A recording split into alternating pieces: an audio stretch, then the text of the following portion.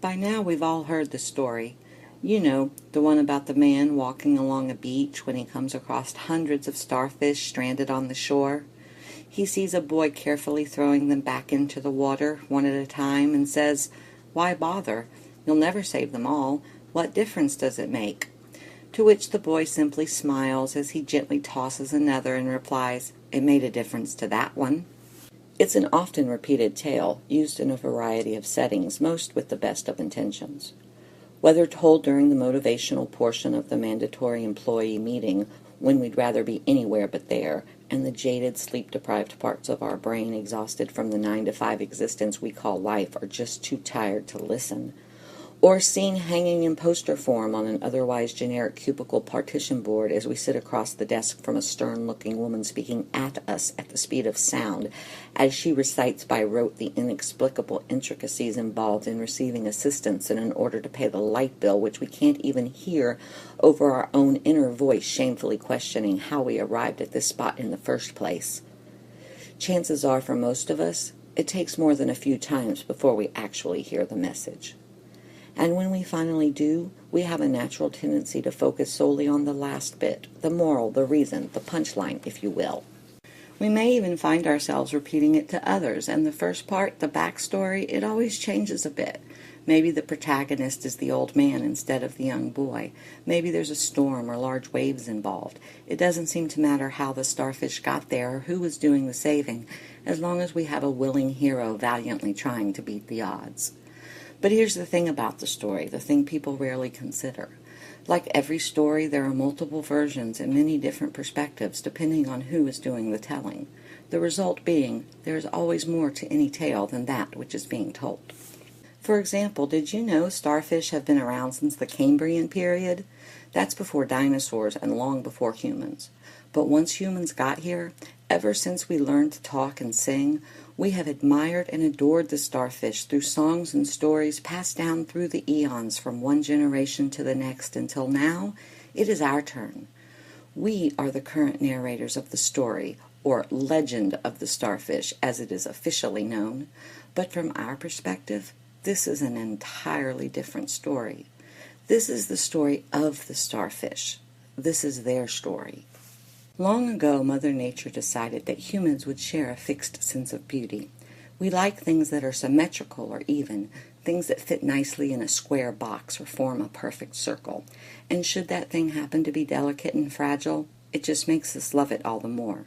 So while most starfish technically aren't even, given the 5 arms rather than the 6 or 4, their shape is naturally appealing to us. Draw a line around the outermost tip of each appendage, and you get a perfect circle. Place 4 dots evenly on the circle, and a perfect square is formed. These shapes are appealing because they are easy to understand and replicate. They are familiar and make sense in this otherwise disjointed world. And as for fragility, anyone who has ever tried to collect a washed-up specimen can attest to how quickly they crumble, as though they are made of stardust and glued together with sand. But it's only an illusion, a consequence of being stranded in a world in which they do not belong. In reality, in their universe, down in the abysmal depths of an ocean humans have yet to fully explore and most certainly do not understand, the starfish is one of the most resilient creatures on the planet.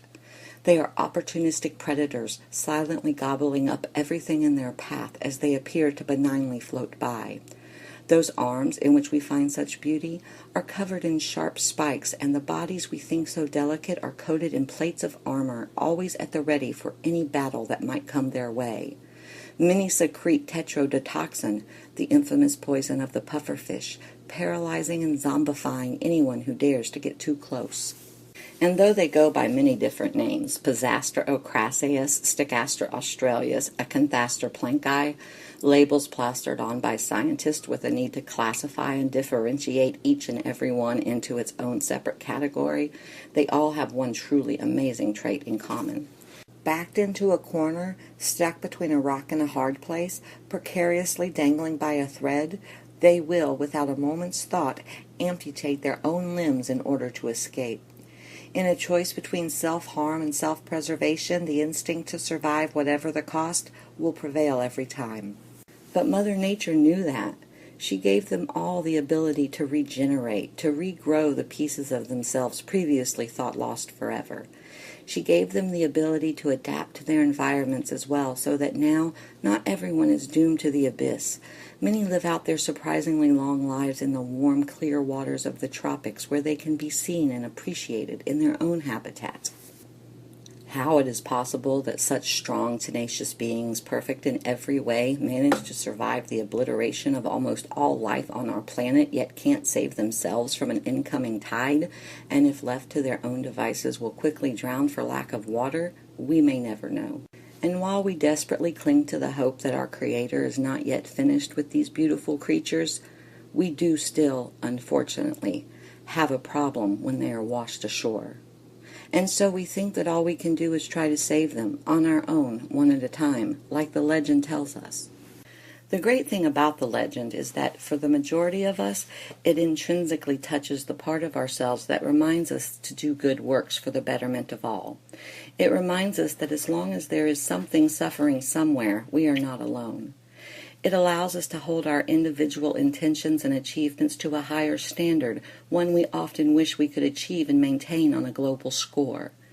It is encouraging after a long day of seemingly tedious and thankless work to be able to pat our own backs and tell ourselves we have made a difference and thus we have done enough for this day. It is, by its very nature, a rather egotistical story, but that does not make it inherently bad. We know we should strive to help others, and if an allegory assists in accomplishing that, so be it. But as we now know, there is always more to any story than that which is told. A change in perspective, a new way of looking at the old, and it becomes an entirely different story. This is the story of the people who saved the starfish. This is their story. All life forms share a fixed sense of normalcy within their species, yet many still argue as to if humans are the only ones imbued with the gift of morality. Despite the fact that a quick perusal of any history book will tell us that these forever entwined concepts are constantly changing, our brains continue to trick us into believing these to be instinctual attributes separating and elevating man from beast. While the desire to maintain normalcy above all else is the natural order, our human sense of morality allows us the power to change our perceptions of what is and is not normal within the span of just a few short decades, the blink of an eye, cosmically speaking. Of all the mores instilled and altered with each passing generation, it is interesting that the most recent addition has become the most thoroughly ingrained. If something is abnormal, if it doesn't conform to our concept of symmetrical beauty, if it doesn't fit in its box, if it is a burden on the herd, we no longer cull the weak from the rest of the pack and go on about our way. Instead, we stop and we sit and we contemplate on whatever it is we may think is broken until we find a way to fulfill our fairly newfound duty to put right what we see as wrong.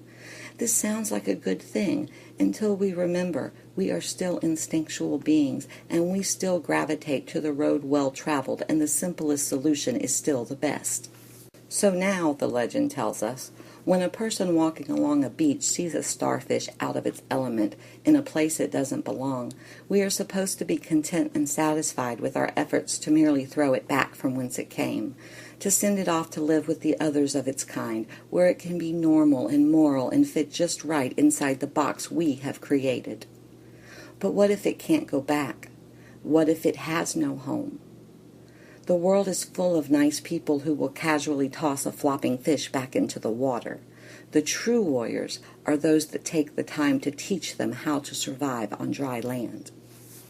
There are people who stand on the shores of life every single day, carefully and methodically collecting the fragile spirits of stranded starfish who are not made to live in our version of normalcy. These people, these parents, spouses, lovers, and friends spend 16 hours a day, 6 days a week, postponing their dreams, putting off their loved ones, placing their lives on hiatus, so that when one of these ethereal entities chooses to chop off their own hand rather than let a human hold it, they are there to reaffirm the value of its regeneration. These are not people casually enjoying a day at the beach.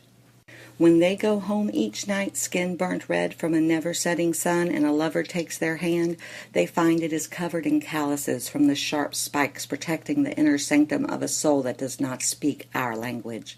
And no matter how many showers they take, they can never rid themselves of the sand that still sticks from the ones they could not catch, and it grinds away at their hearts and their will until they are weary and withered, and yet come tomorrow they will still be there, standing at the ready for the next wave, knowing full well some will return again and again and again until finally they learn how to breathe. The legend tells us that as individuals, we are singularly making a difference one person at a time, but it fails to address the astronomical odds of the one right person being in the one right place at the one right time. It fails to address the truth of the matter, which is the cold, hard fact that it is never one person. Think of every great person throughout history and ponder this thought. How do you know about them?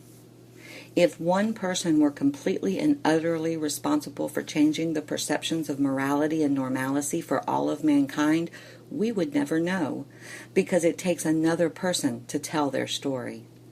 It takes another person to believe, and another to support, and another to fund, and another to spread the word, until there are many, many more to follow and apply the paradigm-altering changes put forth by the first.